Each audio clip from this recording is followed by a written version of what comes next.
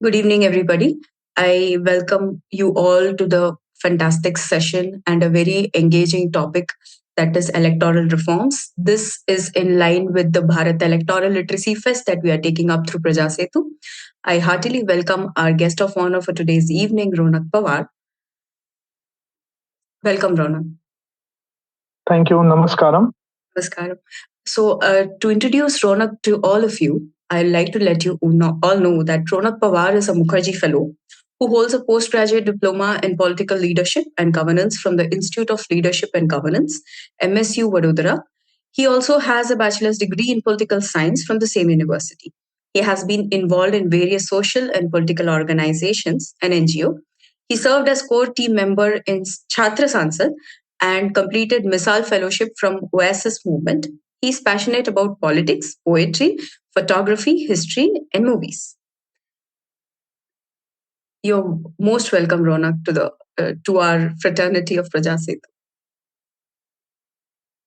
Thank you'd you so like, much. First of all, yeah. First of all, I like to thank Kritika, Shankarshana, and Prajasetu team to host me. It is very kind of you to host a student and observer on his basically when he is in progress and he is learning.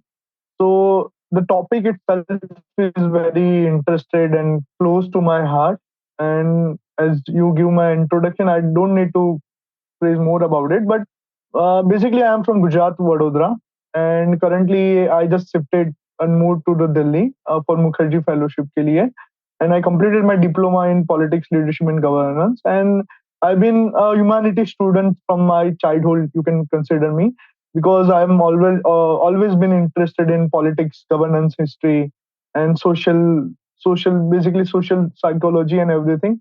So yes, this topic is very basically very lengthy and very you can consider it is related to the democratic principles and democracy we are currently living, but I will try to brief it about whatever my understanding has been.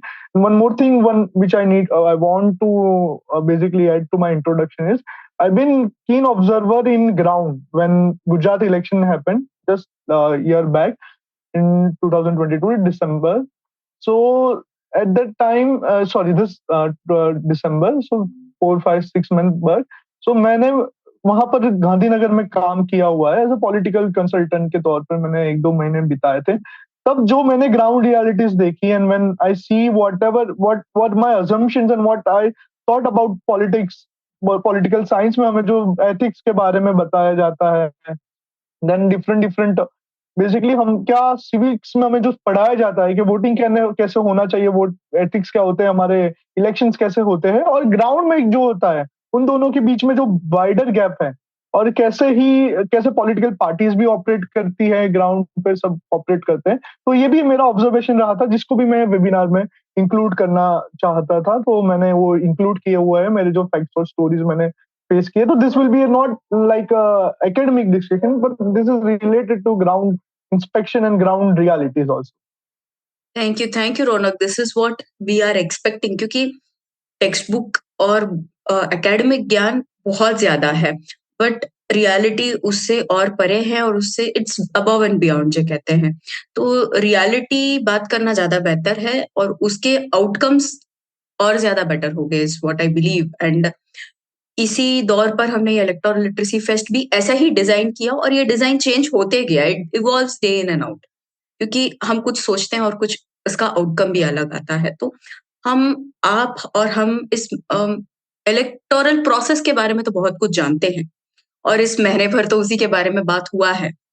सो हम सीधा मुद्दे पर ही आ जाते हैं। Let's come to the main point और the topic of this webinar completely is, let me start with the very important question is, what are the challenges and problems of our current electoral system, Ronak? Yeah, so it's like to directly address the elephant in the room. But before that, I need to start from briefly positive about whatever electoral system we are in and what's going on currently. Because Good. मैंने इसके लिए भी जब research करना चालू किया था तो then I found out कि we are currently on like one of the ideal or one of the basically role models for democracies around the world. So आप देखिएगा कि हमारे currently 900 million voters are currently who are eligible to vote. मतलब 90 crore, 94 crore around voters we have.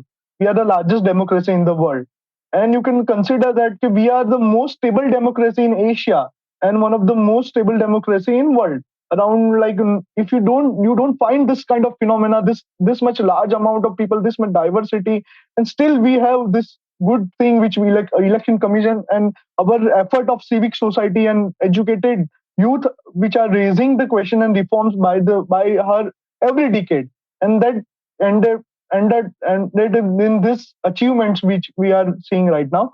So currently अभी 4 major states में पोल हुए हैं, तो उसमें से मध्य प्रदेश में आप देखोगे तो 71% का टर्नआउट हुआ, and Chhattisgarh also have 68 around turnout, and Rajasthan have 74% और 78% तक लास्ट में जा सकता है, and Telangana also raise to the 67% poll. So this percentage are increasing day by day. Also, the violence we are seeing is decreasing in many states. Like Chhattisgarh में election करना because of Naxalism and everything it was not as normal as it used to be in 10 years back. But ये हमारा एक positive side है जिसके तरफ हम बढ़ रहे हैं. लेकिन इसके साथ साथ हमको बहुत सारे इलेक्ट्रल सिस्टम्स, क्योंकि ये एक इवॉल्विंग प्रोसेस जैसे कि आपने बात की, तो वो एड्रेस करना भी बहुत जरूरी है. और there are many electoral reforms we are looking forward, but हमारे जो इलेक्ट्रल अभी अभी हम जिस सिस्टम में है, हमारे जो इलेक्ट्रल प्रोसेस की, तो उसमें क्या मेजर चैलेंजेस है, तो हम ये कह सकते हैं कि there are 4 type of challenges we are facing. एक है systematic challenges. So basically, it is regarding what system we are following, what system we are actually already in. दूसरा है जैसे कि हमने बात की थी ब्रीफली कि एजुकेशन के रिलेटेड जो अवेयरनेस की जहां जहां पर बात होती है, वो बेसिकली सिविक्स और बेसिकली हमारी पॉपुलेशन की जो आइडिया है, पॉपुलेशन का थिंकिंग है, जो एथिक्स है, वो कभी भी आप थोप नहीं सकते सिस्टम के थ्रू. वो एक अंदर से आता है, इंटरनल कम्युनिटी और कल्चर से आता है. सो एक एक सिस्टमेटिक प्रॉब्लम्स हुआ, एक है एजुकेशनल प्रॉब्लम हुआ, और दूसरा है मेजर मिसकंसेप्शन और यार बोल सकते हैं आप mischiefs by our political leaders और political system which we are in. So ये तीनों एड्रेस करना बहुत जरूरी है. सो हम एजुकेशन की तो बात करते ही हैं, लेकिन अब अगर सिस्टमेटिक बात करते हैं, जैसे एजुकेशन और एथिक्स में बात ये हुई कि जो मेजर अवेयरनेस हमारे बेसिकली अभी भी ट्राइबल एरिया में ले लो या रूरल एरिया में ले लो कि कैसे वोट किया जाता है, क्या वोटिंग के बेसिक नीड होते हैं, लोगों को एमएलए के बारे में अपने बेसिकली जो सेल्फ अवेयरनेस होनी चाहिए regarding politics are less, and उसके लिए जो अवेयरनेस कैंपेन चलाने चाहिए वो election commission are doing.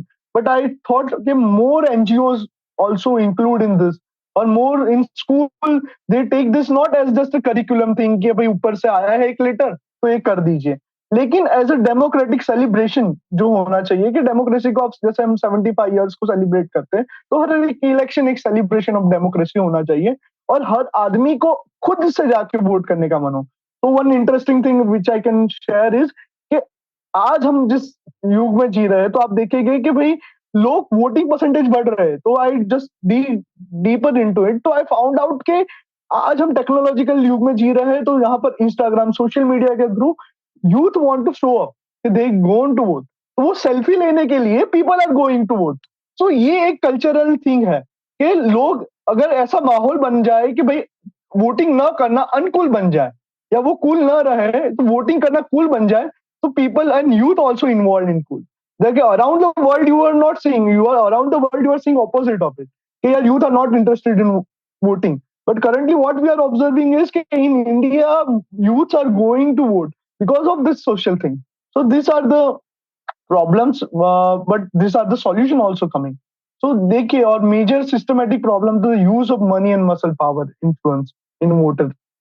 Then the frequent of stage election disturb normal functions of government. ये है बहुत important point है कि भाई हमारा election आते ही रहते हैं पूरी कंट्री में स्टेट वाइज, और एक इलेक्शन का इम्पैक्ट आजू बाजू के स्टेट्स पर तो पड़ता ही है, लेकिन उसके साथ साथ अराउंड द नेशन उसका इम्पैक्ट होता है. लेक ऑफ ट्रांसपेरेंसी आप बोल सकते हैं, अकाउंटेबिलिटी.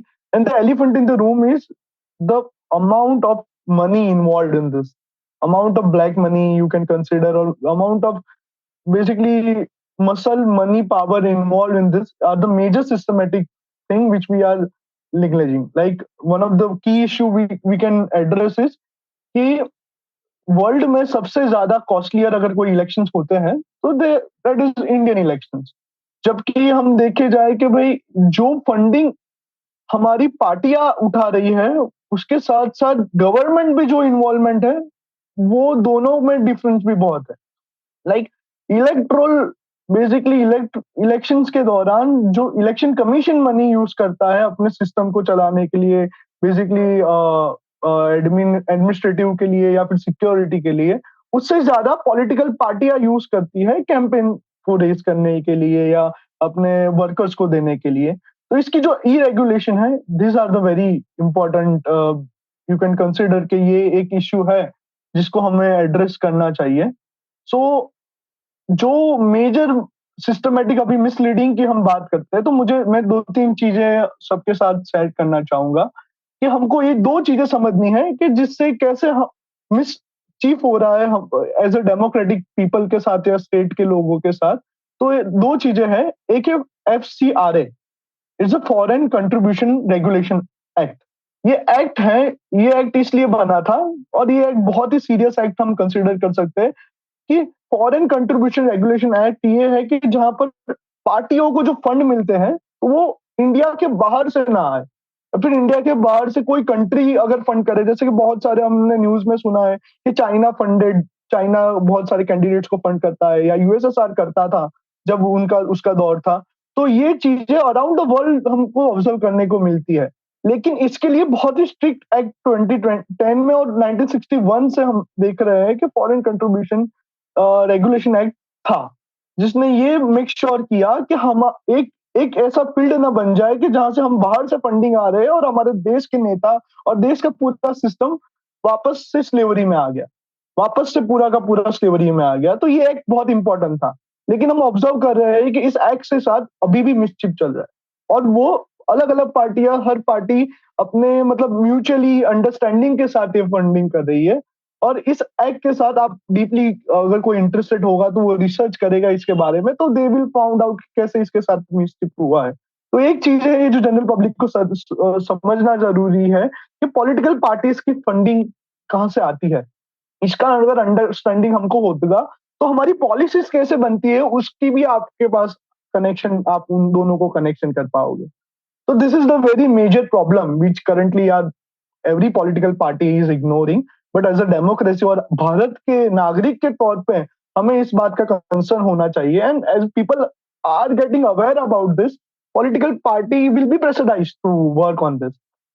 और इस फंडिंग की ही बात करें तो एक और इंटरेस्टिंग चीज है, आपको समझना होगा कि ये फंडिंग कैसे रेस की जाती है। तो ये इलेक्शन बॉन्ड करके एक चीज होती है जिसको बेसिकली हम अगर आपको अगर मंदिर में भी कुछ डोनेट करना है, अगर मंदिर में भी आपको पंखा डोनेट करना है तो उसके लिए भी आपका शायद टैक्स कटते हैं 15%। आपको अगर किसी NGO को डोनेट करना है तो भी आपके टैक्स कटेंगे 10%। तो दिस इज द टैक्सेशन होता है जो हर पार्टी, हर बेसिकली हर कंट्रीब्यूशन पे कटता है। लेकिन इलेक्शन बॉन्ड ये ऐसी चीज लाई गई थी कि जिसका हेतु तो ये था कि पॉलिटिकल फंडिंग को अनोनिमस किया जाए, जिससे जो पॉलिटिकल फंडर्स हैं वो फियर ना करे या फिर उनको डर ना लगे कि उनकी आइडेंटिटी रिवील हो जाएगी और उन पे 25% तक का टैक्स उनको बेनिफिट मिलता है। तो ये हम जानते ही नहीं है कि ऐसी ऐसी बेसिकली लॉज भी लाए जाते हैं जो म्यूचुअल अंडरस्टैंडिंग से लाए जाते हैं। So election bond are very interesting thing. Basically, election bond are the form of anonymous donation to political parties that can be purchased by individual and companies from designated branches of SBI. The bond can be encased by the parties within 15 days. That's a purchase. The scheme was introduced in 2018 to curb the influence of black money in politics, but has criticized for its lack of transparency and accountability. तो basically आप समझ रहे हैं कि एक election bond होता है जो एनोनिमसली किसी भी कंपनी खरीद लेती है और वो फिर कितने भी करोड़ का हो सकता है। There is no limit to that bond. You can buy any bond, any amount of bond, और वो आपको 15 डेज में किसी भी पार्टी को दे दिया जाएगा और पार्टी को भी ये बताना होगा कि भाई किसने ये डोनेशन दिया हुआ है। तो you will be the shock कि भाई there are 10,000 to 16,000 crore of donation parties are getting. So this kind of donation are involved in this. And ये लाया तो इस बात के गया था कि भाई लोगों को ब्लैक मनी को रिमूव किया जाए, लेकिन किसी भी तरह से ये नहीं दिख रहा है कि ब्लैक मनी इससे रिमूव हो रहा है। इससे बेसिकली ट्रांसपेरेंसी बढ़ने की जगह घट रही है।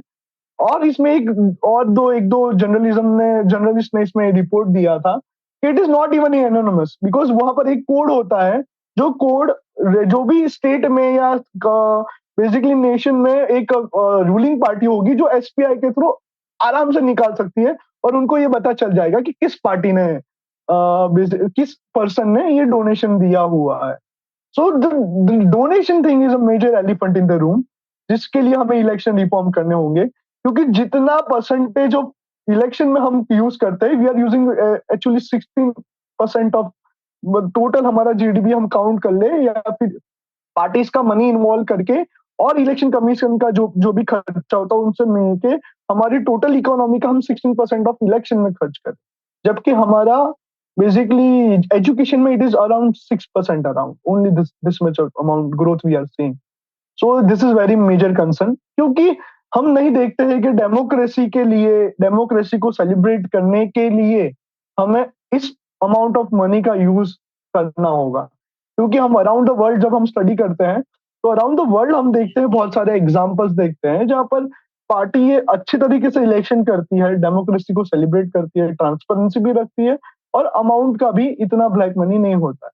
जब हमारे इंडिया में भी आगे हम जब बात करेंगे तब मैं कुछ एग्जांपल्स दूंगा जो अननोन एग्जांपल्स है कि कैसे एक तरीके से आइडियल तरीके से हम इलेक्शन को फंक्शन कर सकते हैं। So Right. This are the main thing which we can consider major Majorly. Basically elephant which nobody is talking about. Correct. बाकी तो आप देख लीजिए वोटर टर्नआउट की बात हो, या फिर आप देखिए कि भाई और भी अवेयरनेस, बेसिक अवेयरनेस की बात हो, ये अवेयरनेस की बात पे तो लोग काम कर रहे हैं, लेकिन मुझे लगता नहीं कि ये रिफॉर्म्स जो आने चाहिए, ये रिफॉर्म्स वेरी इंपॉर्टेंट। तो three thing are that: funding के रिलेटेड रिफॉर्म, देन जो फ्रीक्वेंट इलेक्शंस होते हैं उनको कैसे एक एक तरफ लाया जाए, जैसे वन नेशन वन इलेक्शन की एक बात चलिए, उसके डिटेल में बात करेंगे। तो जी. One nation one election is can be a major reform जो इन सब चीजों को सॉल्व कर पाता है। एंड एक ये फॉरेन फंडिंग या फॉरेन इंटरफेरेंस का हमारे इलेक्शन में इन्वॉल्व होने से रोकना, ये तीन चीजें मैं समझता हूँ कि बहुत ही इंपॉर्टेंट। राइट. करेक्ट. क्योंकि कहीं ना कहीं कोई when we are running a system, I think any external influence will create a dent somewhere. क्योंकि उसका रेपरकशन अंदर ही आता है ना, डेंथ अंदर की हो रहा था, so it creates tension inside, point one. And when you stop, जब आप कह रहे हो कि इतना पैसा इन्वॉल्व है, like 16% of the GDP, if we are रफली इवन कैलकुलेटिंग, इट्स लाइक मान लो कि 100 रुपए में 16 रुपए अगर इसमें डाल रहे हैं, for example, how feasible is this? क्या हम कॉस्ट कटिंग करके उस पैसे को कहीं और अच्छी तरह से इस्तेमाल कर सकते हैं? यस, ऑफ कोर्स कर सकते हैं, yes. So what it will lead to the betterment of the nation and finally. तो उस पे ध्यान देना is even more important, Raunak. I totally agree कि आप जो कह रहे हो, बिकॉज जो सब लोग बात कर रहे हैं वो कॉमन है, वो सबको पता है. To address something very important which is offbeat, वो उसके ऊपर कपड़ा ढक के रख दिया है, उसको खोलकर देखना भी इंपॉर्टेंट है कि what are they up to. somebody has to dirty our hands. Yeah. Yes, and we are looking forward कि अभी जो अवेयरनेस हम देख रहे हैं कंट्री में, और जो भी बेसिकली जो भी लीडरशिप है, they are also, their intention is also right, but एक सिस्टम के साथ लड़ना टेक्स टाइम। एंड और एक चीज मैं एड्रेस करना चाहूंगा, जो हमारे इलेक्टोरल बेसिकली इलेक्शन के ही सिस्टम का एक फॉल्ट है। तो आप देखिए कि भाई report the association democratic reform, 43% of MPs elected in 2019 are criminal, have a criminal case. Okay, so हम देखते हैं कि भाई इलेक्शन में तो चलो कभी केस कर दिए गए तो वैसा है वैसा है, लेकिन 29% had serious criminal case. So the average asset of MPs elected in 2019 was 20 crore, which was 142% higher than the average asset of MP elected in 2014. सो हर बार ये बढ़ रहा है। सो हमारे जो नेता है वो रिचर और रिचर होते जा रहे हैं। वो क्यों हो रहे हैं इसका भी हमें सोचना होगा। So right. 20 crore average asset is not normal. When you see that 20,000 is an average amount, above average amount of citizen is earning. So this is where this is happening. तो इसमें भी कोई रिफॉर्म की demand base से सब लोग कर रहे हैं कि क्रिमिनल जो होते हैं या क्रिमिनल जिसमें सीरियस केसेस है उनको इलेक्शन बेसिकली जिन पे इलेक्शन लड़ने से रोका जाए। हमने तो एक हाँ, दो एग्जांपल देखे लोग जेल में से लड़ रहे हैं election. So this is like criminal correct, things. Criminals enter into our system. Correct. क्योंकि देखो, फॉर एनीथिंग, हाँ, अगर उन्होंने कुछ कर दिया है and they got prosecuted for it and then उन पे केस चला एंड दे वर ट्रायल होने के बाद if they were prove not guilty, that's a different thing. अगर proven guilty and Hmm. Then उसका जो कुछ भी टाइम उन्होंने they took the punishment and whatever, when the system is done and dusted and the person is clean after it, is fine. But abhi tak chal raha hai and then still they are running the machinery is a little questionable. I understand and I agree.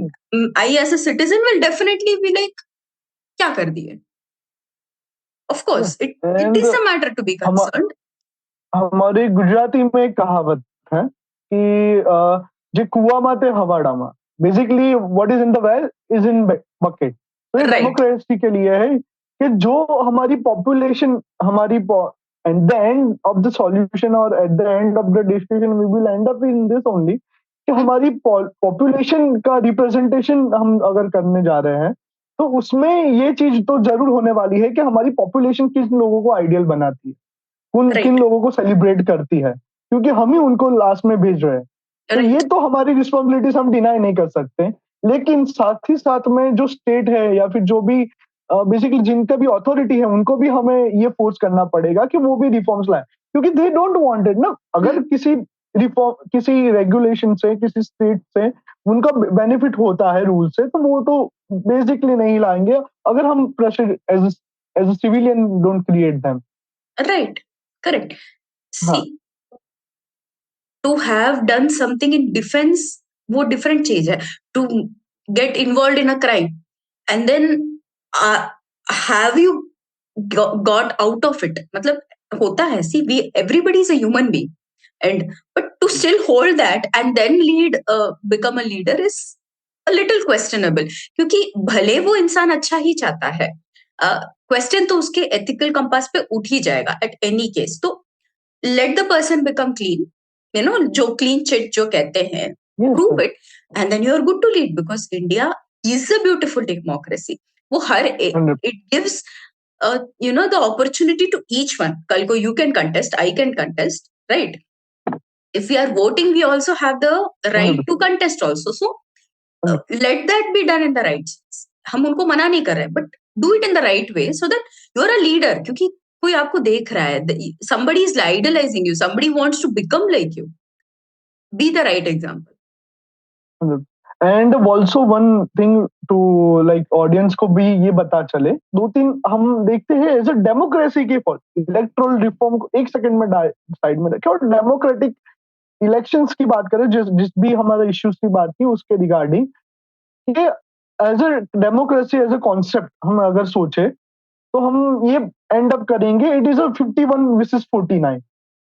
So this is also like laugh one of the thing to laugh कि भाई अगर 51% people से कि this is right तो उसका मतलब ये नहीं हो जाता है कि 49% आर रॉन्ग।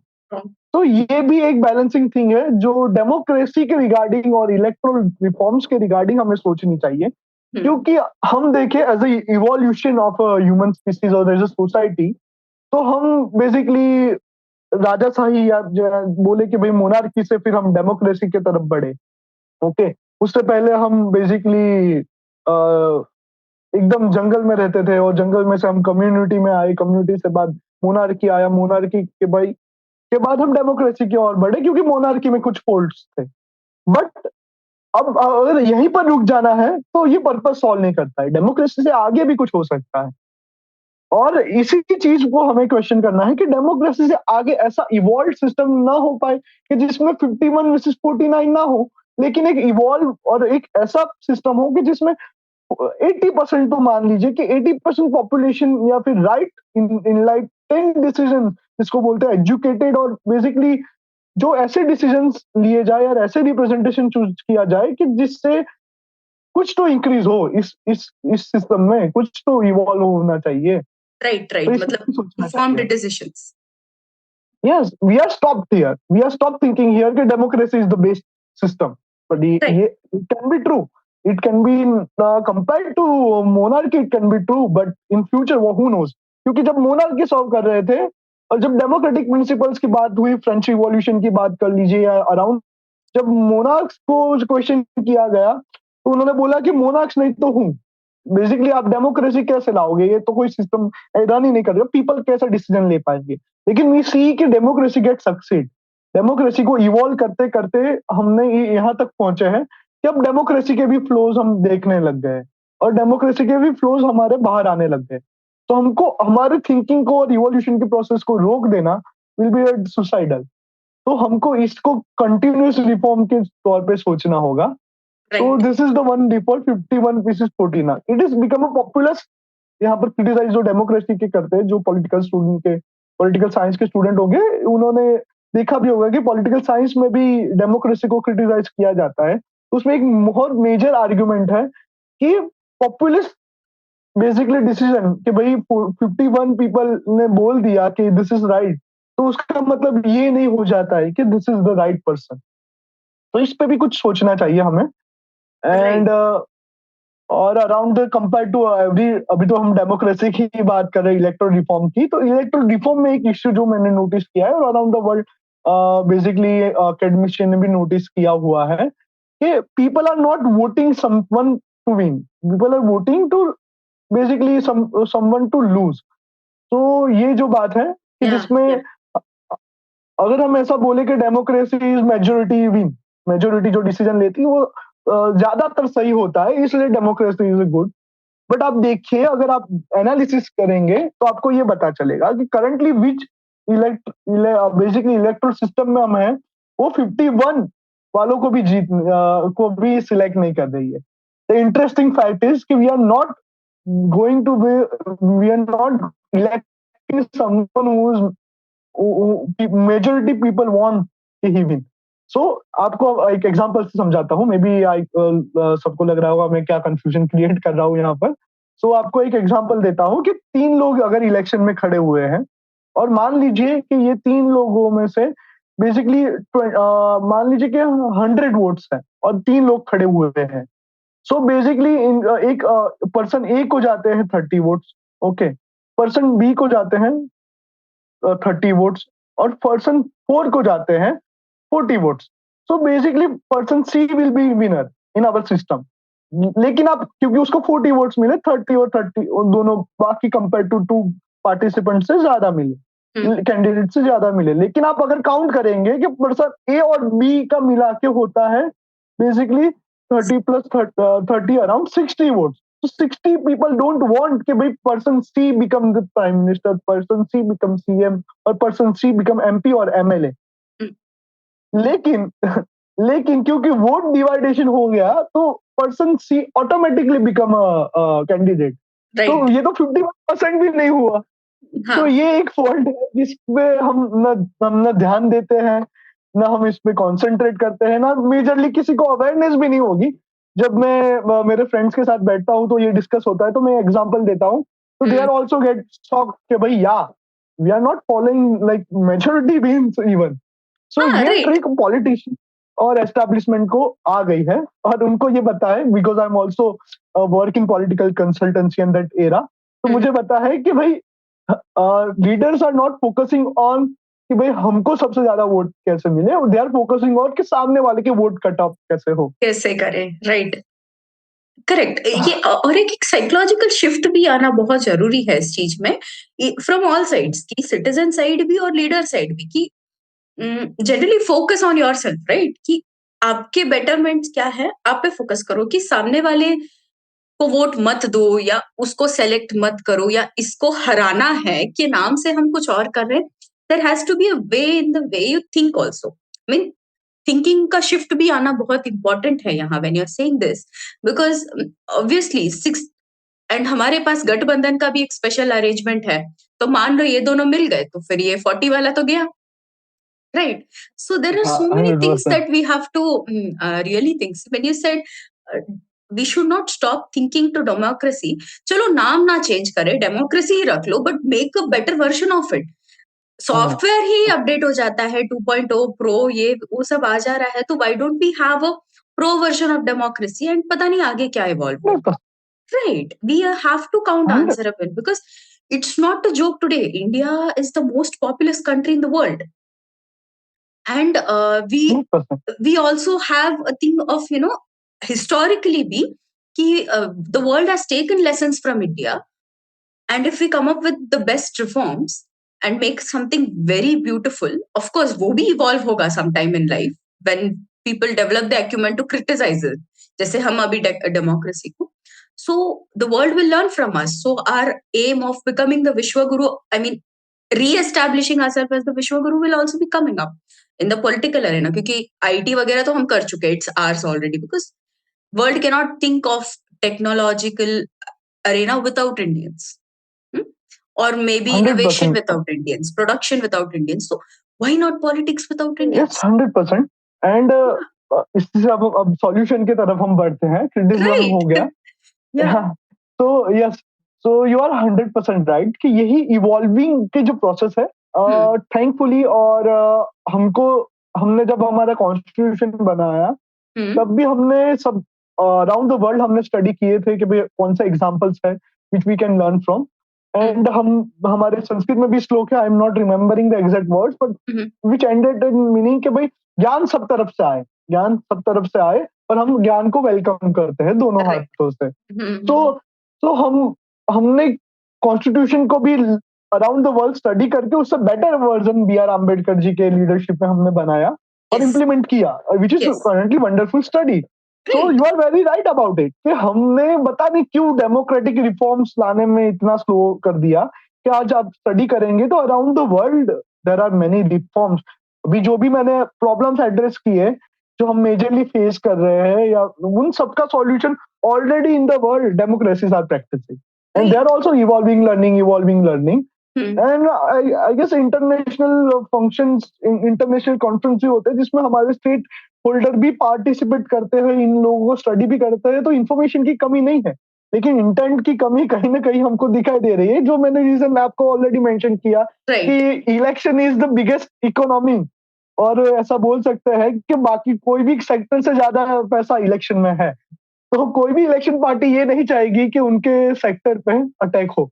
Hmm. लेकिन लेकिन still we can, I will like to address more basically solutions कि Yeah. भाई कैसे अराउंड द वर्ल्ड ग्लोब में भी लोगों ने ट्रांसफर लाए हैं इसी प्रॉब्लम्स के. Exactly. सो Yeah, या I तो would like just add one या thing so that इस पर्सपेक्टिव के साथ also people can look at it कि हम उनके इलेक्शन को अटैक नहीं कर रहे. May be you derive the best points out of this conversation and उसको ही make it a selling USP for your thing, because somehow upgraded version सबको पसंद है. किसी को पुराना फोन का पुराना वर्जन यूज नहीं करना है, तो देश का क्यों करना है, and the system of course. So let हर लेट साल देम में टेक. आईफोन का एक हर साल में आईफोन का एक अपडेट आ जाता है, तो हर साल में अगर हम एक रिफॉर्म भी लाए ना तो भी हम इवॉल्विंग, हम 5 साल में तो इवॉल्व हो जाएंगे एग्जैक्टली. बेसिकली. एग्जैक्टली शायद कुछ नया ही आ जाए, नाम भले चेंज बाद में 100%. रख लेते हैं, तब तक डेमोक्रेसी रखते हैं, but something so Indic and Indian in hmm, nature, क्योंकि कोई चीज अगर इंडिया में चल जाता है 100%. दुनिया में कहीं भी चल सकता है, बिकॉज हमारा ज्योग्राफी इतना वास्ट है, पीपल डिफरेंट, इतना डाइवर्स है, हर 25 से 50 किलोमीटर में सब कुछ नया है हमारे यहाँ.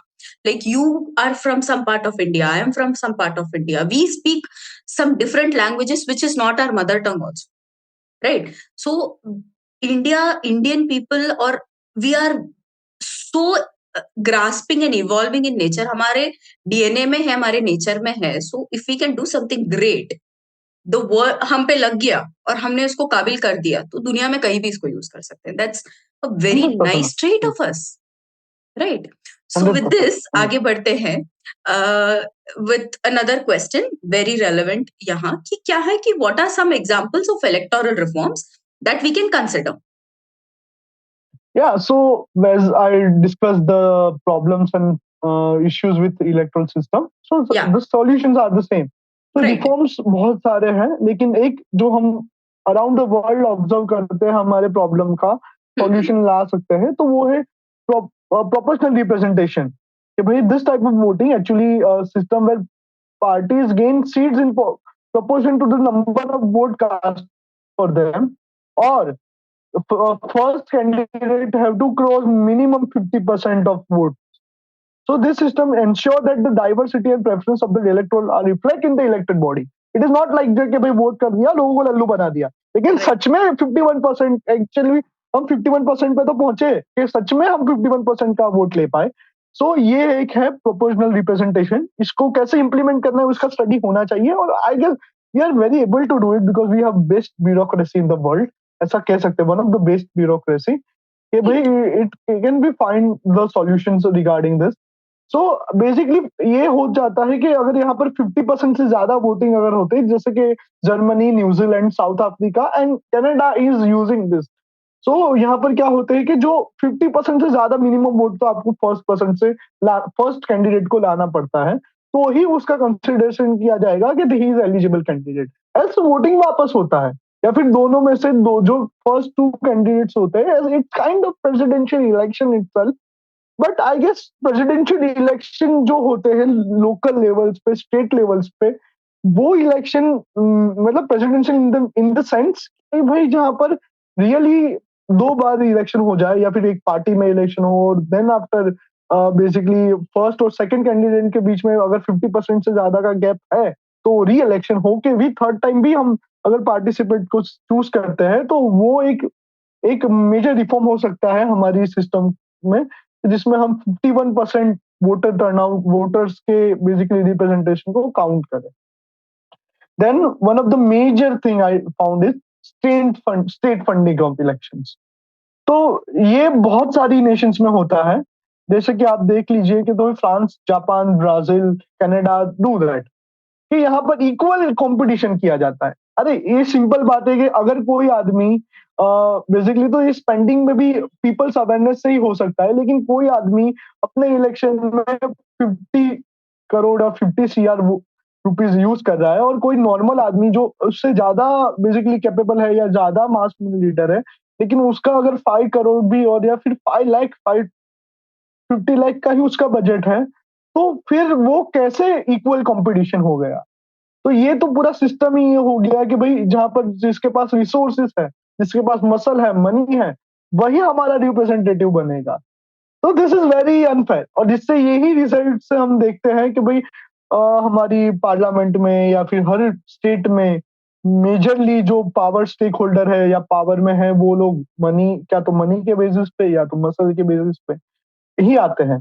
तो ये एक चीज है, अगर स्टेट खुद से फंड करना चालू कर दे, जो एक बार टैक्स लेके state he equal distribution of money करे और रेगुलेट करे कि इससे ज्यादा कोई भी पार्टी या फिर कोई भी बेसिकली कैंडिडेट यूज ना करे, और बहुत इजीली हो सकता है ये, तो it can be a very fair and very equal competition. और तीसरा भी एक इसमें ही एक अडेप्शन है कि जैसे मैंने FCRA का बात किया कि फॉरेन कंट्रीब्यूशन रेगुलेशन एक्ट, तो बहुत सारी कंट्रीज में ये बैंड ही है, और ये बैंड ही होना चाहिए, लेकिन इंटरनल भी फंडिंग जो होते हैं वो ओपन होती है। आप जो एनोनिमस आपने कर दिया ब्लैक मनी के नाम पे, इससे ये हो जा रहा है कि कोई भी आपको डोनेशन दे रहा है, लोगों को पता नहीं चल रहा है कौन है। लेकिन यूएस में अगर आप देखें, तो यूएस में बहुत ही ओपनली बेसिकली सपोर्ट किया जाता है कि हम रिपब्लिक को सपोर्ट करते हैं या हम डेमोक्रेटिक को सपोर्ट करते हैं।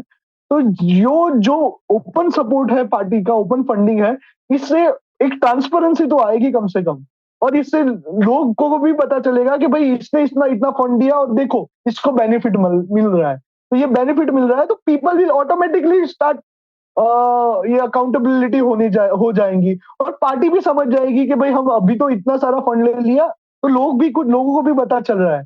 तो अगर ये ट्रांसपेरेंसी एस्टेब्लिश हो जाए या फिर स्टेट फंड करने लग जाए, ये दोनों रिफॉर्म्स है जो जो मैं बहुत ही रिवॉल्यूशनरी बात नहीं कर रहा हूँ, क्योंकि ये ऑलरेडी वर्ल्ड में एस्टेब्लिश्ड है बहुत सारी डेवलप कंट्री में, और इसको हम छोटे-छोटे बेसिस पे किसी तो नॉर्थ ईस्ट के स्टेट में हम पहले इसका बेसिकली एक केस स्टडी बनाए, यहाँ पर वहाँ पर ट्राई करें, and then after slowly slowly we will implement in around the states.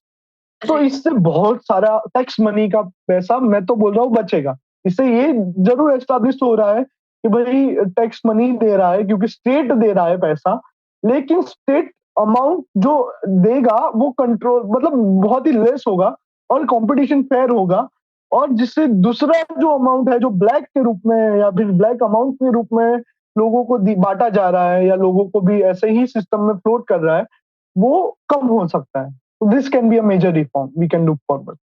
Nice. सही है। So और this इलेक्टोरल फाइनेंस जो मैंने बोला कि राइट। ट्रांसपेरेंसी बहुत ही इंपॉर्टेंट अथॉरिटी, तो this is very important, and then voter education and awareness तो वो साइड पे सिविक सोसाइटी और ऑर्गेनाइजेशन का काम है जो चलता रहना चाहिए, और आई गेस इसमें election commission is doing fantastic, मतलब अच्छे स्टेटिस्टिक हम देख पा रहे हैं कि हम अच्छे से अवेयरनेस फैला पा रहे हैं, वोटिंग टर्नआउट बढ़ रहा है, so this is a good call. और इसमें टेक्नोलॉजी को भी इलेक्शन कमीशन और पार्टी से इक्वली मैं क्रेडिट देना चाहूंगा टेक्नोलॉजी और सोशल मीडिया को। दैट्स हेलो राइट या एक्चुअली, या दैट्स राइट एक्चुअली, क्योंकि see election commission as a body is doing in the best of its capacity, but हमको इतना भी, and we as people, I think we as people are not doing in the best of our capacity, because end of the day it is democracy, right?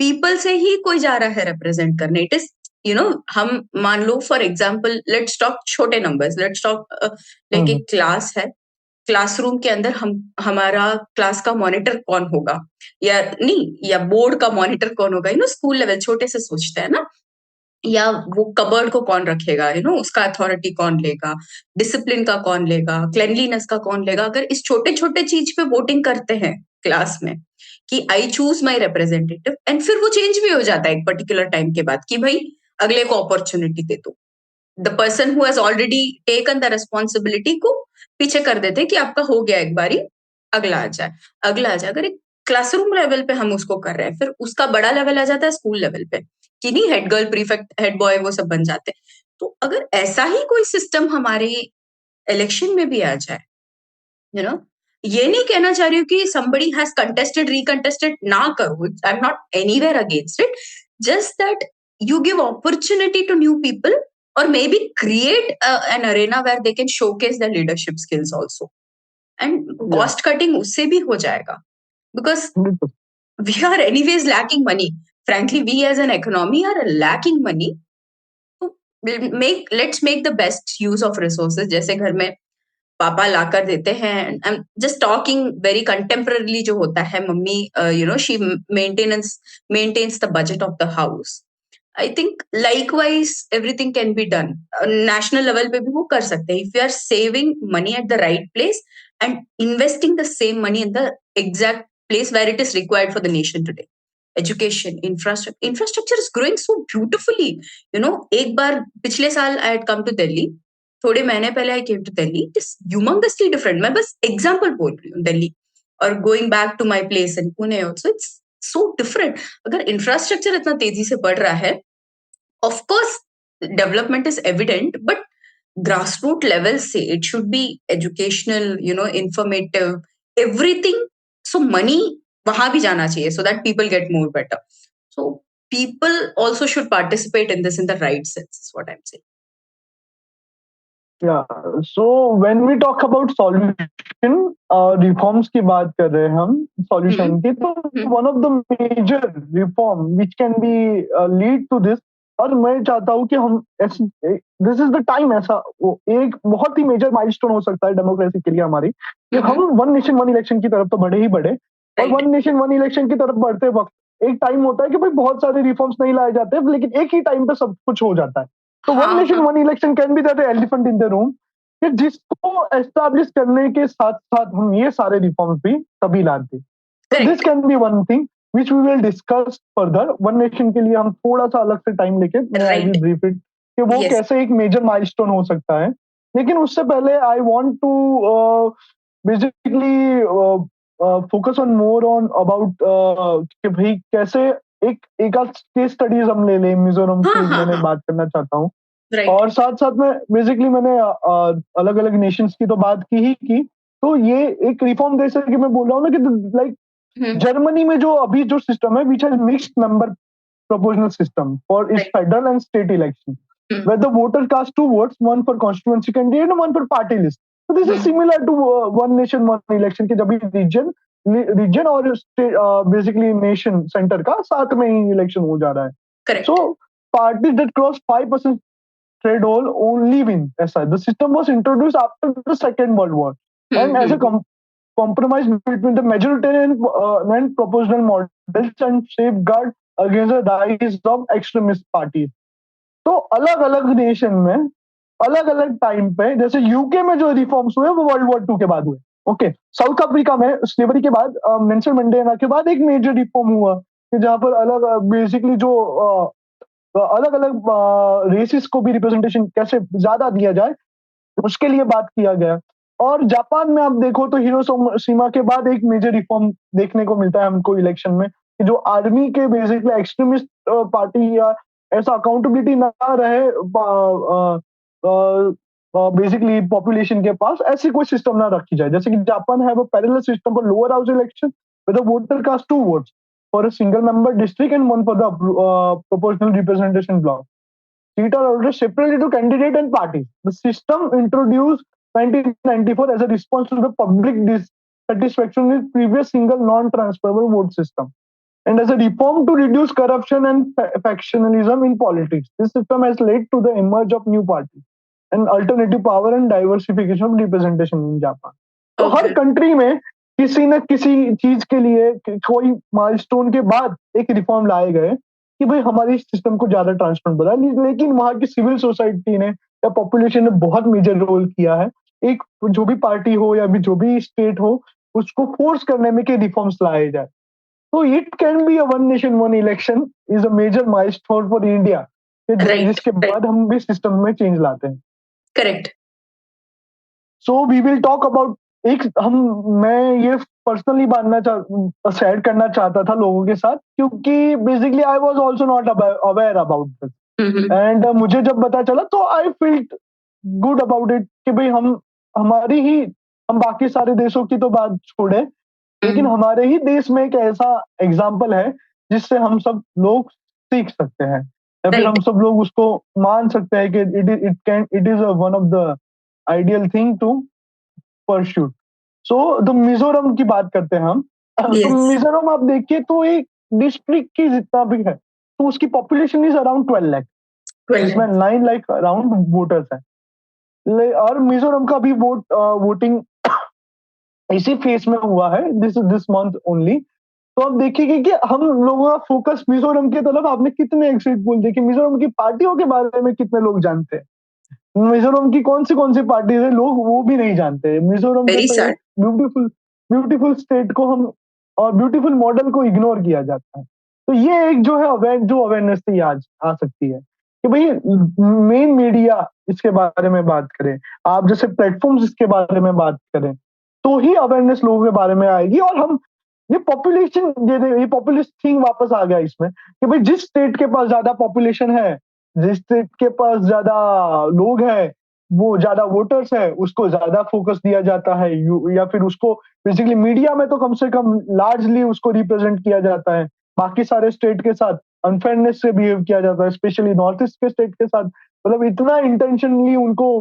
Focus या major media नहीं जानती या फिर generally लोग भी नहीं जानते, लोग भी उनके बारे में नहीं जानते। तो this is the thing which populist mindset of democracy will basically result into it, क्योंकि मीडिया भी उसको टीआरपी के तौर पे देखती है। राइट। अभी राइट। का दिखाऊंगा तो यूपी की पॉपुलेशन इतनी बड़ी है तो उसमें से कम इतने लोग तो देखेंगे। मिजोरम के 12 लाख है तो उनको कितना परसेंटेज टाइम दिया जाए, तो सब कुछ यहाँ पर स्टेटिस्टिकली काउंट हुआ जाता है। राइट, तो इट्स ये बात तो सिर्फ ओनली बाय एजुकेशन सिस्टम से ही हम ला सकते हैं। सो ये तो एक बात हुई। लेकिन हुँ, हम मिजोरम की बात करते हैं, तो Mizoram have sure, a 12 lakh population, 9 lakh of them are basically current voters. तो वहां पर एक ब्यूटीफुल आप ऑब्जर्व करेंगे कि role of civil society and churches, जो वहां पर basically majority of Christian society living there, तो जो सिविल सोसाइटी है, चर्च का इन्फ्लुएंस है और सिविल सोसाइटी और एनजीओ का इन्फ्लुएंस है। उन्होंने एक कमिटी बनाई है जिसका नाम है the Mizoram people's forum. It is this is the forum which is basically a work as a watchdog or a mediator between the population and civil society of Mizoram and the leaders of Mizoram। और ये क्यों करते हैं वो लोग? क्योंकि इनको इनकी जो बेसिकली डाइवर्सिटी है, इनका जो फैब्रिक है, सोशल फैब्रिक, इसको ये लोग नहीं चाहते हैं कि कोई भी पॉलिटिकल पार्टी, स्टेट की पार्टी हो या बाहर से कोई पार्टी लड़ रही हो, नेशनल पार्टी लड़ रही हो, वो उसे खराब करे।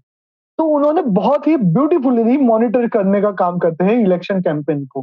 तो the MPF also enforce a code of conduct for the candidate and parties which prohibit the use of money, muscle और hate speech in the election. The MPF also organise public debates. ये क्या करते हैं, आप कहीं पर भी मिजोरम में जाओगे तो आपको लगेगा नहीं कि इलेक्शन।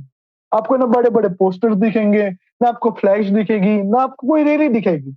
नॉर्मली बात चल रही होगी। लेकिन जैसे ही शाम होगी, तो शाम को कोई भी पब्लिक गैदरिंग में, हर कॉन्स्टिट्यूएंसी में, हर एक सोसाइटी में पब्लिक गैदरिंग में एक पब्लिक गैदरिंग होगी जिसमें एक पब्लिक डिबेट होगी, वोटर एजुकेशन का कैंपेन होगा, अवेयरनेस का कैंपेन होगा, जो इलेक्शन कमीशन के लोग करेंगे, फिर एनजीओ करेंगे, और लास्ट में जाके फिर वहां के जो भी रिप्रेजेंटेटिव है जो खड़े हुए हैं, वो लोग अपनी मैनिफेस्टो को पब्लिक के सामने लाएंगे। और जो प्रीवियसली इलेक्टेड रिप्रेजेंटेटिव है, वो जवाब देंगे कि वे अभी तक उन्होंने क्या किया, और अभी तक राइट, वो पब्लिक के क्वेश्चंस का आंसर देंगे। और इन राइट, सबको ऑब्जर्व करने के लिए वहां पर कमिटियां होगी। तो दिस इज सो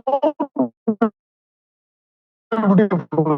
कोई यहाँ पर सबसे कम पैसा भी यूज कर रहा है, वायलेंस भी नहीं हो रहा है, सिविलियंस का भी हर्ट नहीं हो रहा है। और ऐसा नहीं है कि भाई ऑलमोस्ट एवरी वोटर, मैंने मेरे एक फ्रेंड से भी बात की थी इसके लिए कि मुझे ये आर्टिकल और ये रिपोर्ट तो मैंने पढ़ा, लेकिन उसके बाद मैंने एक फ्रेंड मेरा जो नॉर्थ ईस्ट में, उससे बात की थी, तो मैंने उसको क्वेश्चंस किए थे, भाई लोग क्या जाते हैं क्या ये डिबेट पे? तो उसने बोला था, भाई इतनी बार डिबेट होती है डेली बेसिस पर, इतनी बार वो कॉन्फ्रेंसेस होती है कि एक वोटर कम से कम एक बार तो प्रेजेंट मतलब जाता ही है, और वो उसको बता तो होता ही है कि उसका कैंडिडेट कौन है।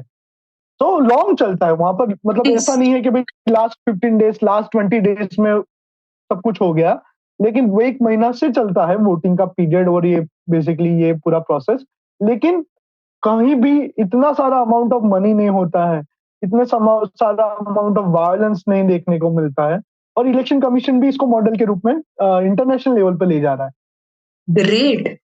मतलब सी, इस मॉडल के पीछे you can learn a lot of things. या and you will be shock कि 2018 में मिजोरम का voting turnout was 80.52%। Oh my god! So this is very fantastic. One of the highest in the world. ऐसा world में भी इतना turnout बहुत कम होता है।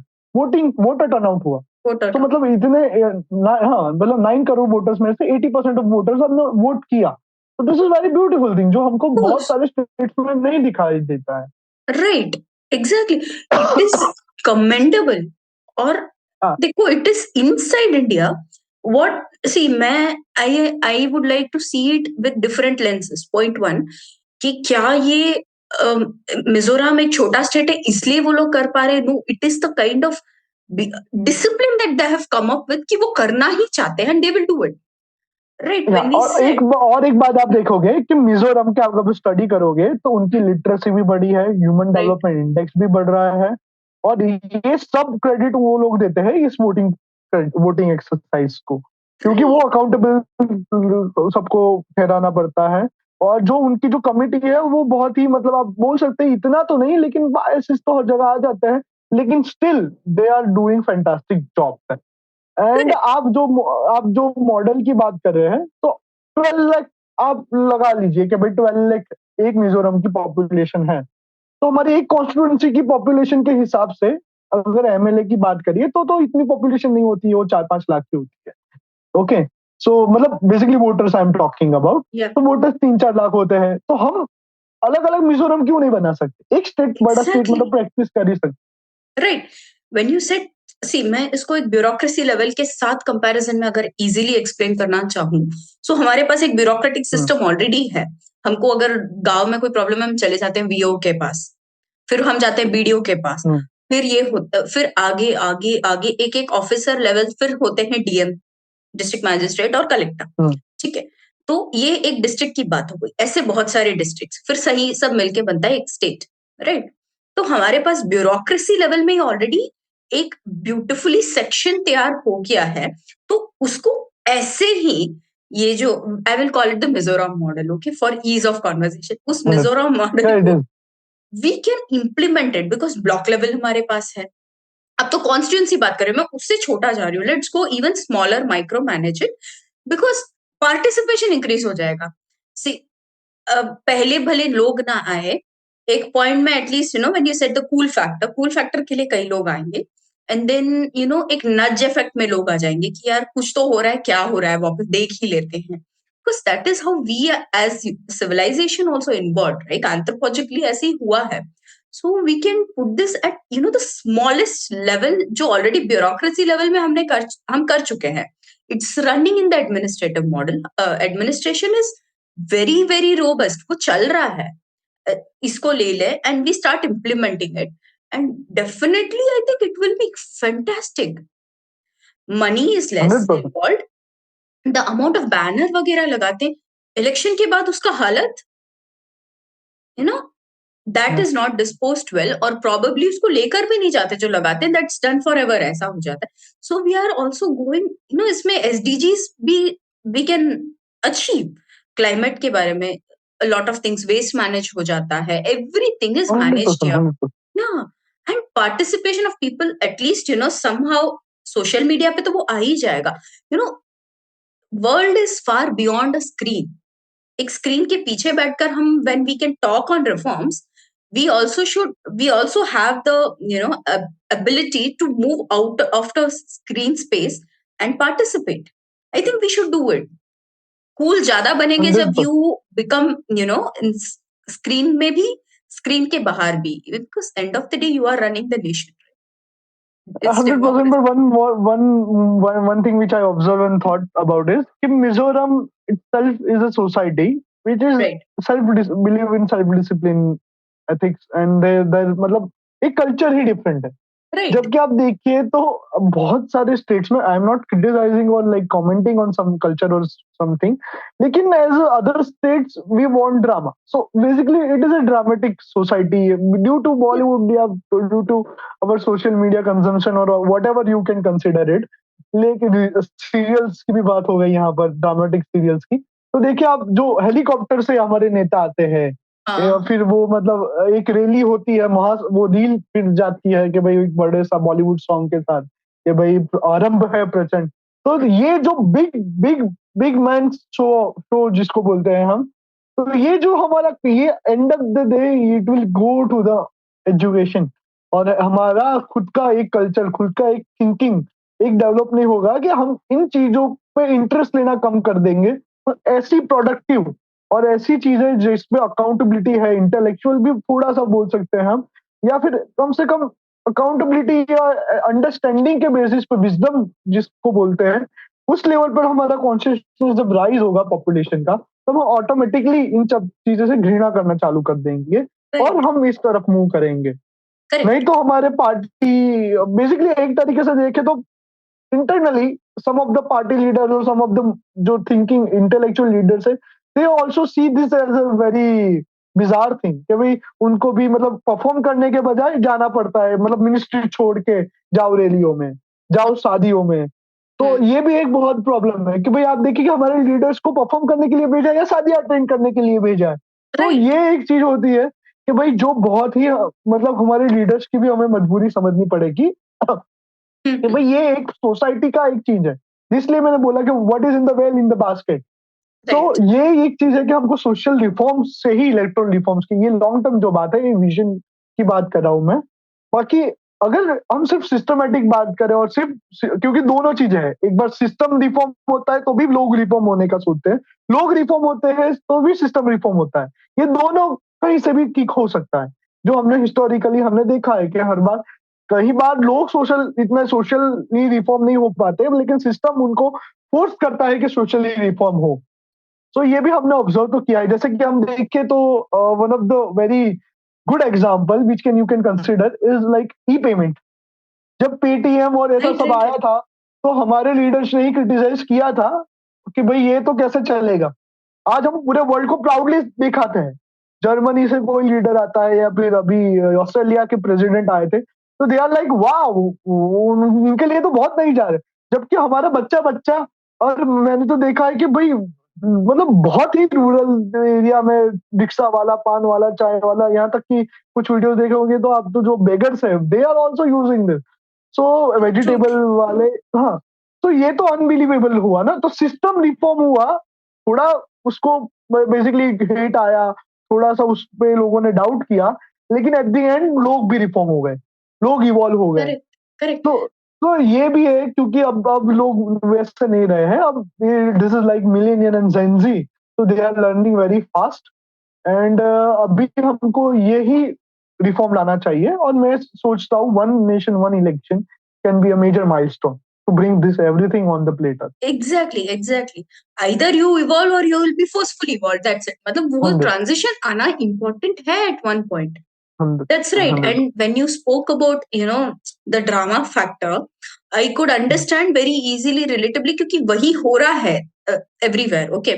So when, and after this, when all this drama ends, when everything is done, people who, मतलब worship करते हैं अपने लीडर को, they also have a complaint कि वो leader is not approachable.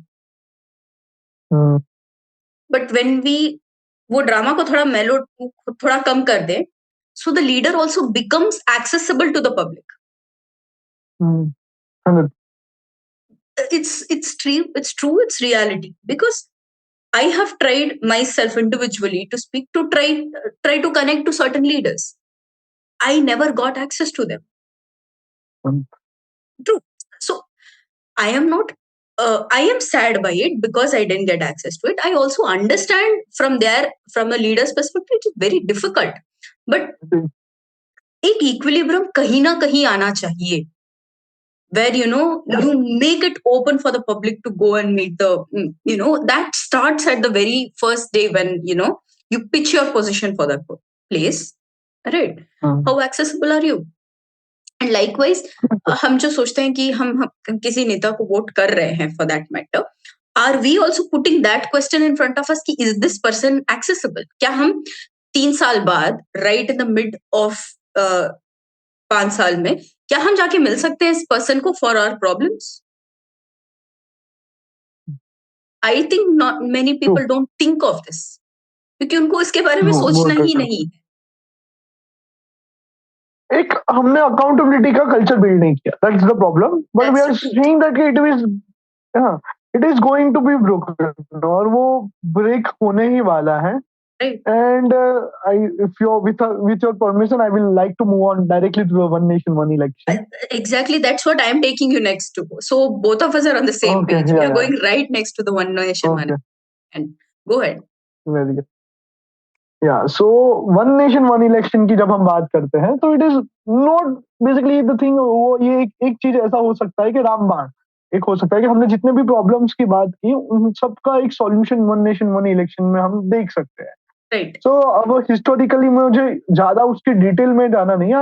आप डिबेट्स में सब जगह पर ये सुन लोगे, यार आप गूगल करके भी इसके बारे में ले सकते हो कि जो भी बेसिकली उसका क्या कॉन्सेप्ट है, क्या है। लेकिन आई वांट टू डिस्कस कि वो कैसे काम करेगा। तो सब जगह पर तो एक है कि भाई एक तो 2026 के बाद हम जो अभी नई पार्लियामेंट बनी है, वो मोर लोगों को बेसिकली अलॉट करने के लिए ही बनी है। तो डिसेंट्रलाइजेशन होना है पावर का, और मतलब सीट्स ज्यादा बढ़नी है।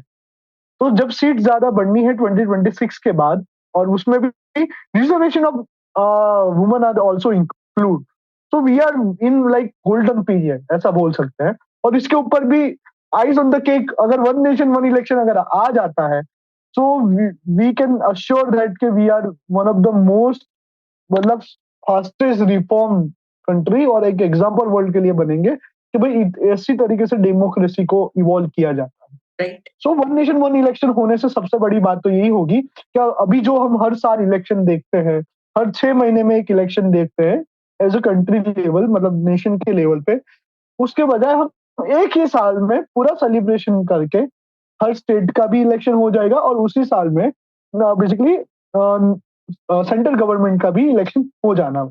इसके लिए 3 कमेटी ऑलरेडी बैठ गई है और उसमें डिस्कशन हो गया है।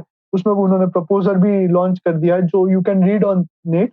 एक तो पार्लियामेंट्री कमेटी ने इस पर रिपोर्ट जारी किया, उसके बाद नीति आयोग ने उसके बारे में जारी किया, फिर then law commission of India, मतलब सुप्रीम कोर्ट के तौर पे भी इसमें बेसिकली रिपोर्ट बाहर किया है कि भाई ये होना चाहिए और ये इसके लिए हम लुक फॉरवर्ड कर सकते हैं। तो इसके लिए बहुत क्रिटिसिज्म भी सेंट्रल गवर्नमेंट को फेस करना पड़ रहा है कि this is in favour of central government, कि भाई एक साथ ही इलेक्शन हो जाएंगे तो फिर एक ही माहौल होगा, एक ही लीडर के अंडर होगा।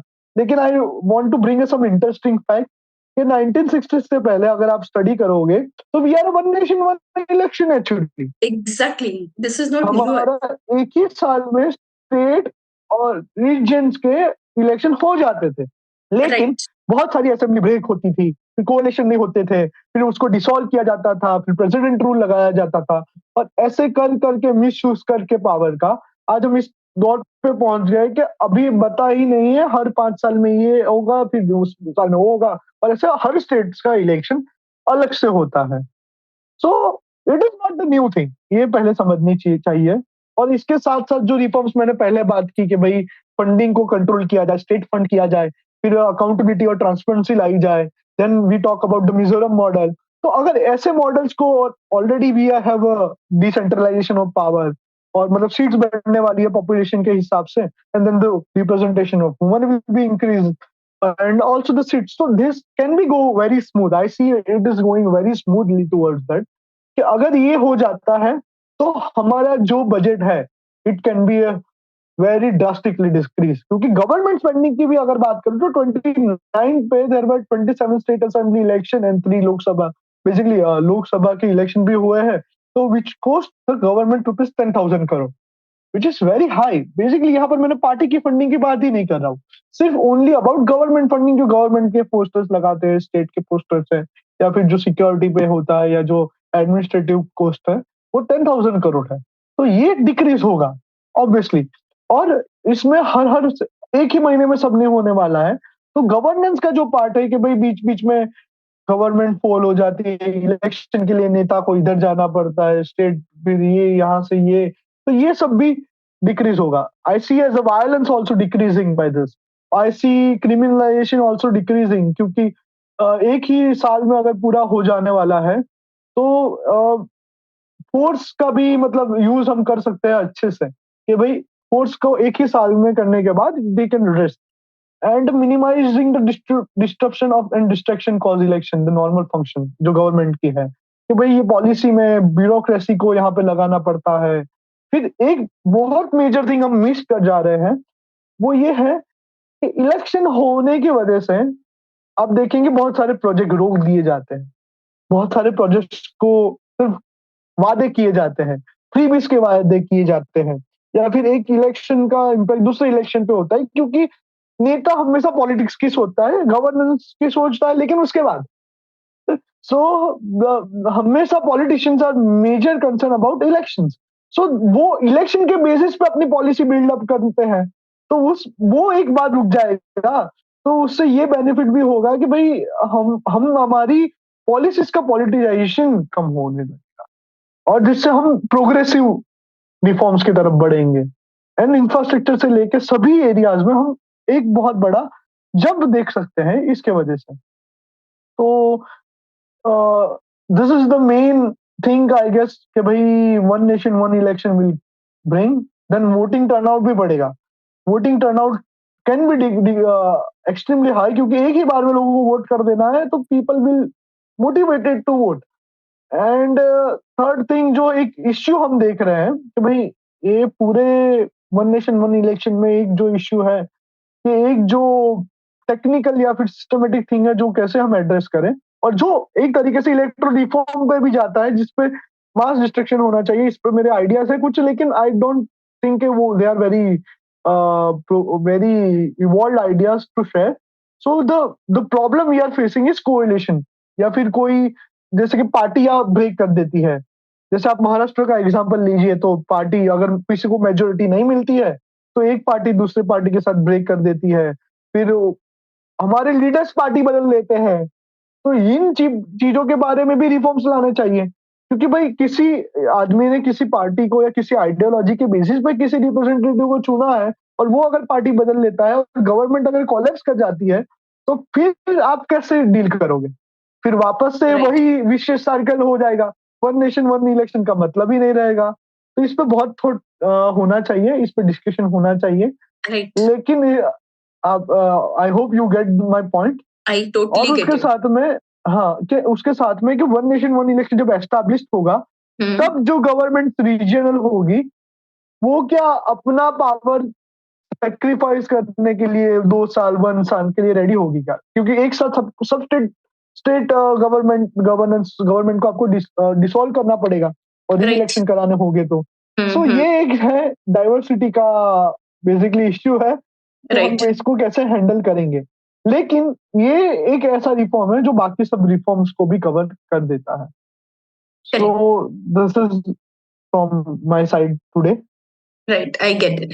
आई गेट इट। सो ये वन नेशन वन इलेक्शन में to tell, see I don't have much to add because आपने सारा कवर हम्म, कर दिया है। Point one, again to hmm, reiterate what you said is, ये कोई नया चीज नहीं है, ऑलरेडी था हम्म, इंडिया में। It's just that we lost it in the interim part and then we are regaining that back. But hmm, see I understand कि it will be very difficult for people who do not take this idea, but somewhere it is far and beyond party politics and people vote and other things. Is we have to think about what we are lacking already, what we have less already. We have less of money. Okay, if we use that money in the right place, जो already कम है उसको गलत जगह पे हम pump in कर रहे हैं, if we use it in the right place, I think we as a nation will be strong, even tall and bright. That's one thing. And हम्म, उसको अगर यहाँ जा रहा है तो व्हाट्स द पॉइंट, वो नल को बंद ही कर देते हैं ना, कहीं लीक हो रहा है तो नल को बंद करना इंपॉर्टेंट है। I will talk in layman terms, क्योंकि even I am a student of political science, अगर फिर वो हंड्रेड ज्यादा it will become too much of technical. So hundred. वो नल बंद कर देते हैं, point one. Point two is reforms कभी तो आना जरूरी है, because now everybody started questioning this system already कि क्या चल रहा है। सो जब क्वेश्चन आता है तो उसके लिए आंसर आना चाहिए, and when answer is coming I think people should be open to take that answer. कि हम खाली क्वेश्चन करेंगे, हम आंसर नहीं लेंगे, so that's wrong. That's a very bad behaviour actually. So when you are hundred questioning and percent सामने से बंदा आंसर भी कर रहा है एंड वो सोल्यूशन है, तो उसको लेना भी इंपॉर्टेंट है। So it democracy, people should understand, I'm talking to citizens, like it is your right to question, but it is also your duty to take that when you are being answered. हम RTI file करके सवाल करके answer जब नहीं आता है, हम बहुत उद्दम मचा लेते हैं, but when it is a larger scale, I think it is the citizens duty to take it in the right sense and of course point out what the problems are, क्योंकि इट्स अ इवॉल्विंग पैटर्न। एक बार लगा के चिपका दिया तो it's not the thing. हमारा currency evolve हो रहा है, हर दिन में उसका वैल्यू ऊपर नीचे जा रहा है, everything is evolving, like we know. Politics में भी, I mean student of political science know कि we you don't step in the same water again, we talk on this. It has spiritual inclinations, everything everywhere. Okay, so everything is changing moment, हर एक moment पे। when something, a machinery which is governing you, the government machinery which is governing you for a bigger chunk of time, में evolution आना, reform आना is mandatory. It has to be, हर दीपावली में for example, to speak in layman, हम घर की painting करते हैं, सफाई करते हैं, जो जरूरत की चीजें नहीं उसको बाहर करते हैं, जो जरूरत की चीजें उसको अंदर लाते हैं। सो बाहर करना भी इंपॉर्टेंट है और अंदर लाना भी इंपॉर्टेंट है, otherwise you are just taking up, piling up junk, and creating chaos for yourself and for people around you. So it is important to have reforms. It is important as citizens to question. It is also important as citizens to take the answer. Again, when there is a problem, you question, you again propose solutions. Answer आता है तो ले भी लो उसको. You know, keep evolving with the nation, for your own better. Very nice, very 100% you are true. Right. लेकिन ये यही बात है ना कि भाई सिस्टम को चेंज करने के लिए सिस्टम में जो लोग हैं उनको अकाउंटेबिलिटी हमको देना पड़ेगा, हमको क्वेश्चन Correct. करना ही पड़ेगा। Yes. और साथ साथ में जो भी सॉल्यूशन निकलते हैं उसको हमको अडॉप्ट करना पड़ेगा और एक पैशन बनाना पड़ेगा। रीजनल पार्टीज हो या फिर दूसरी कोई भी पार्टी हो जो इस सॉल्यूशन का अपोज करती हो, हाँ. क्योंकि लीडर कभी भी नहीं चाहता कि उसकी इमेज खराब हो। तो जब ऐसा कोई इमेज आता है, जब उन पे क्वेश्चन किया जाता है उनकी मतलब उनके पेट्रियोटिज्म पर, उनके नेशनलिस्ट इंटेंशंस पर, तो वो भी जानते हैं कि उनको स्टैंड करना पड़ेगा बाय द राइट साइड। वहां पर वो कोई नैरेटिव नहीं फैला सकते क्योंकि लोग देख रहे हैं कि आप क्या कर रहे हो। Correct. तो जब भी ये रिफॉर्म्स लाए जाएंगे तो लोग किस साइड पे खड़े हैं उससे ही पार्टी डिसाइड करेगी कि उनको किस साइड पे खड़ा होना है। Right. तो ये एक डेमोक्रेसी का पावर है जिसको हमको यूज करना होगा कि जब भी Yes. ये रिफॉर्म्स आते हैं, जब भी अच्छे रिफॉर्म्स आते हैं, कोई भी स्टेट हो, कोई भी गवर्नमेंट हो, अच्छा रिफॉर्म लाती है या अच्छा कोई प्रोग्रेसिव स्टैंड्स लेती है, तो हमको उनके साथ खड़ा करना पड़ेगा वेरी स्ट्रांगली इवन। कि भाई आप Exactly. देखिए कि जैसे ये भी हमारी ड्यूटी है कि भाई सिर्फ क्वेश्चन करना हमारी ड्यूटी नहीं है, हम पार्टी के साथ या फिर बेसिकली कोई भी गवर्नमेंट के साथ स्टैंड करना, उसका अगर पॉइंट ऑफ व्यू राइट है तो भी वो भी आपकी ड्यूटी है। Correct. And talking So about this is accountability, sorry, go ahead. Yeah, go ahead. yeah, sure. Yeah. You So talking about accountability, when you are asking questions on accountability as a citizen, you should also must have exercised your duty well. क्योंकि yes. हाँ, question तो कोई भी उठा के चला जाता है। What did you do as a citizen? आपका पार्टिसिपेशन कितना रहा in the nation building? And then are you asking for accountability उसके बाद? Then everything falls. Because आप अपना काम अगर सही कर रहे हो, एक पॉइंट में वो अकाउंटेबिलिटी इतना स्ट्रांग हो जाता है कि वो the leader cannot escape. Because it's for him either, like the position is at stake, the bread and butter is at stake, or probably his intent is at stake. So he or she has to come and answer. So I am talking to the citizens as a citizen is like, you do something where you make sure that the person listens to you when you're questioning the accountability part. So वो भी एक important aspect आ जाता है because everything is a perspective and mindset thing.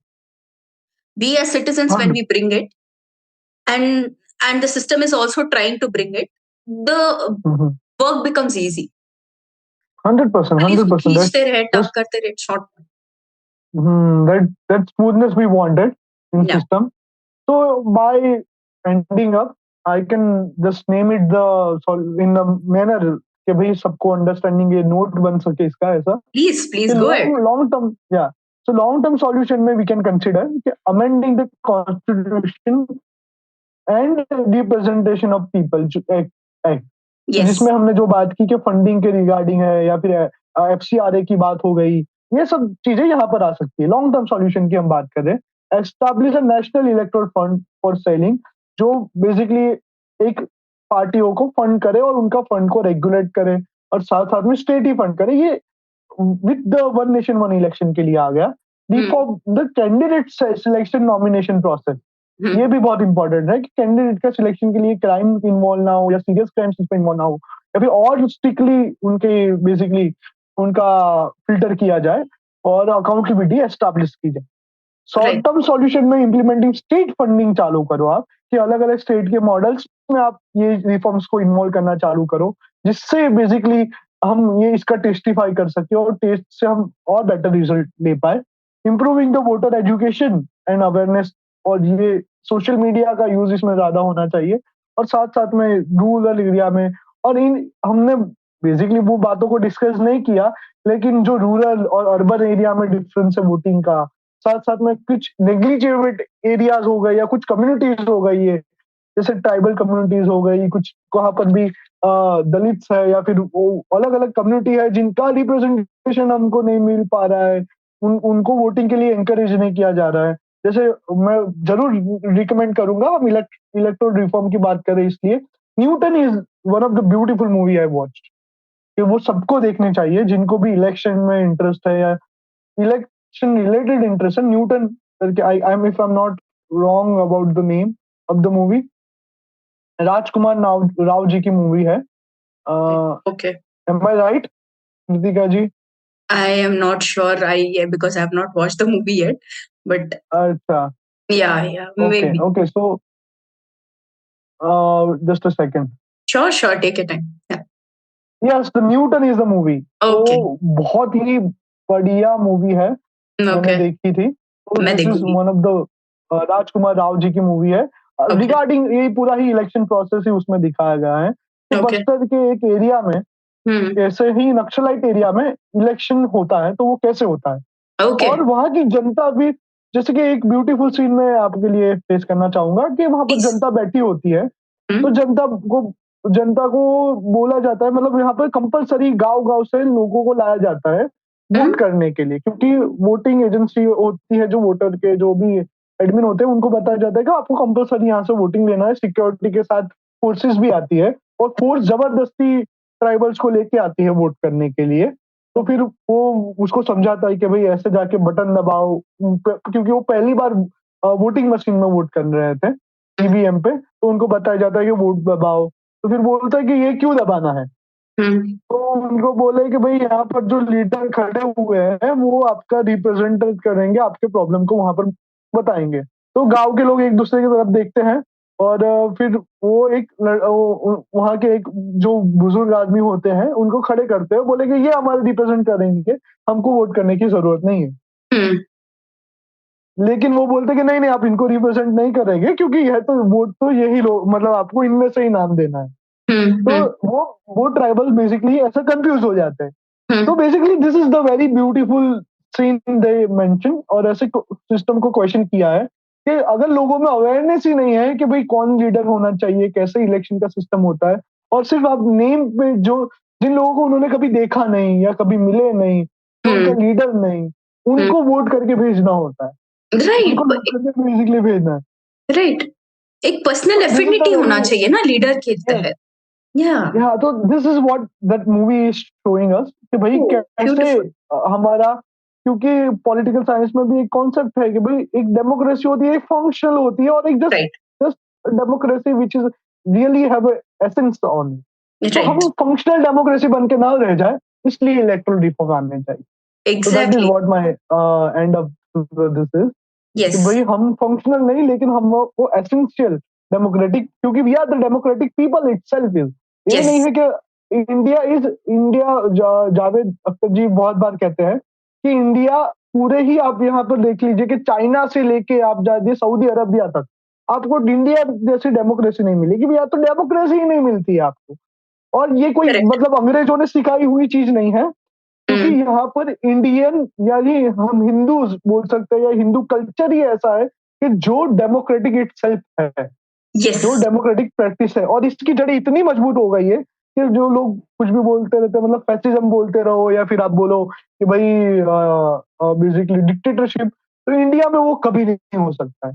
India में कभी भी कोई भी डिक्टेटर बन ही नहीं सकता है, क्योंकि यहाँ के डेमोक्रेटिक प्रिंसिपल यहाँ के बच्चे बच्चे के अंदर आ गए हैं, क्योंकि राइट। एंड हमारा वी आर, सिविलाइजेशन ने ही हमको ये ट्रेन किया है हजारों सालों से yes we are very democracy के लिए। एम्पथिकल, मतलब हमारे अंदर एम्पति है, तो कहाँ से एम्पति जब है तो where is dictatorship coming? 100%, 100%। Impossible to, right?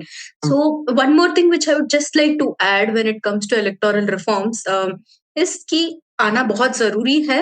और जब कॉन्स्टिट्यूशनल अमेंडमेंट या ऐसा कुछ होगा समथिंग वेरी मेजर, उसमें एक क्लॉज भी ऐड करना चाहिए कि टाइम टू टाइम इसको एक बार चेक करो कि ये सही है, नहीं तो चेंज इट।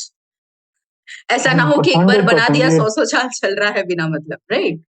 उसका एक वारंटी पीरियड भी होना चाहिए, उसके बाद उसको हाँ, रेन्यूअल आना 10 to 15 years as we are seeing कि भाई हर डिकेड में जनरेशनल चेंज आ रहा है, तो 10 to 15 years will be a good amount of Right. time के भाई जहाँ पर reform La. Exactly. So yeah, thank you, Ronak. It was so insightful and amazing to have been speaking to you. It was very, very comfortable to speak. क्योंकि we are talking on something important जो electrocute भी कर सकता है, but इतना comfortable I've never felt. Thank you, Ronak. Thank you so much. Thank you so much. Blessed, blessed. Thank you. And I hope to have more conversations with you so that people get more enlightened, more informed. And I really appreciate you for the effort and the kind of study that you're putting in for the nation. And I hope someday, I wish and hope to see you as a very great leader someday, bringing in all these reforms. And I'll be very proud to say that I know Ronak. Thank you. Thank you so much. Thank you. I like to thank you and the platform itself to provide me like a medium to express myself or whatever I felt about it. So ये एक बहुत ही thankful चीज़ है. I also like to thank Shankar Shana for what the effort he put to मतलब मुझे सोचने के लिए या फिर मुझे रिसर्च करने के लिए उन्होंने जो एफर्ट दिया. I want to thank everyone and see you soon somewhere. And I also want to inform you that कि भाई for any time I can contribute to the platform Praja Setu, and I want to be a part of a active participation in Praja Setu. So I am ready for anything whatever Praja Setu is doing. And there is a fantastic journey ahead. Thank you. Thank you so much. You are most welcome to be a part of us. And we would love to have you. And some of the mutual people you and me know already will definitely sit and talk about this and engage you further. And we'll all work together to build this nation in a very beautiful way. Because youth is very powerful, unlike what the narrative is found. जो है narrative कि नहीं सोचते हैं, we think a lot for the nation and we'll all work together. I'm very sure. I believe in collaborative working. And thank you, Ronak, for showing that you have interest in my works. We'll work together for sure. Thank you. Thank you so much, Ronak. Namaste. Jai Hind. Jai Hind.